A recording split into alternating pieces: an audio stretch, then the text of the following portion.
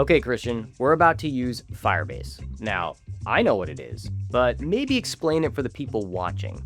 Firebase is a service that handles many of the back-end tasks of building our web app, configuring servers, databases, security, APIs, so we don't have to.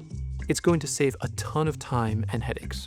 Okay, so if Google Cloud is the workshop, Firebase is a toolbox used for specific jobs within that workshop. Exactly. Let's start by going to the console and setting up a Firebase project. We want this Firebase project to link to our Google Cloud project, right? Absolutely. I'll breeze through this part a bit, but everyone watching can practice this and all the rest in the first lap. Awesome. And the billing is shared between Google Cloud and Firebase, so we're still riding those credits. That's right. Okay, so we created our Firebase project and linked it to the cloud project. How do we actually use it? We go back to Cloud Shell and run the command Firebase init. Init is short for initialize, init.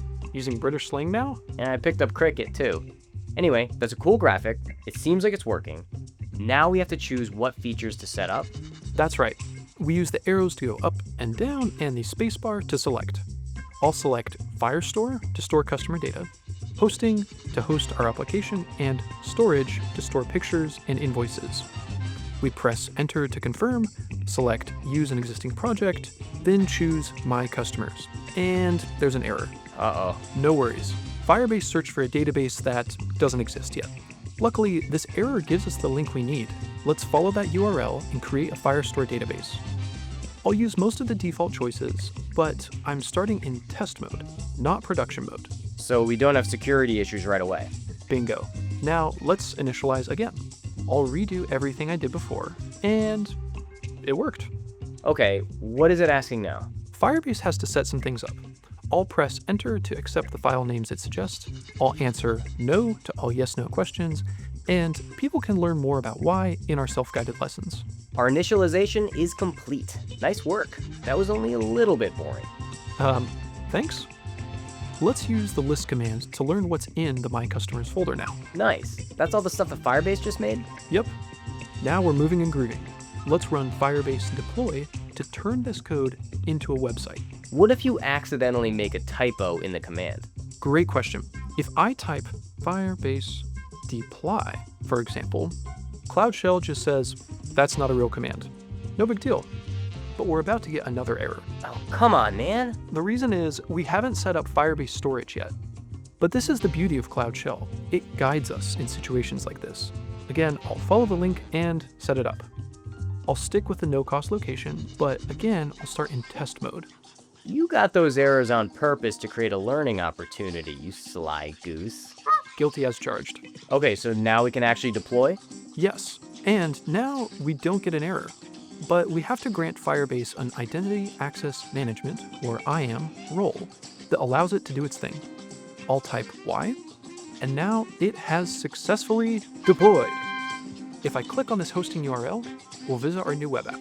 It's slightly underwhelming. It ain't much, but it's honest work. This is where the fun begins, though. We'll use Gemini to make this homepage classy. Let's go to the Cloud Shell editor, click on File, and then Open Folder. We want to open up the My Customers folder. That's right. Everything in that folder is displayed here in the Explorer window. So if we want to adjust our web app code, we got to open index.html. You got it. If I scroll to the body section, the text is the same as the text on our web app. Okay, but I don't really write code. If I have to rewrite this file myself, I'm out. No, this is where Gemini comes in. Check it out. I'll go to gemini.google.com and write, "Hey Gemini, please make me a water-themed alternative to the default Firebase hosting index.html." Wait, that's it? Yeah, it created all this code and even previewed how it appears. Well, my mind is blown. So now we can copy that code and paste it into the index.html file? That's right. After that, if I go back to the Cloud Shell terminal and run Firebase deploy again, it will update our page. When I go to the page, it has the updated water theme. Though sometimes you need to clear out the cache first with a hard refresh. Command-Shift-R on a Mac, Control-Shift-R on a PC. Wow, that page is sleek, and we just asked Gemini for it in normal speech. All right, what's next? We're stopping here for now. For everyone watching, check out the self-paced lessons to demystify the technical mumbo-jumbo. Then try doing it yourself in the labs. When we come back, Joe, you and I will start building a real functioning web app.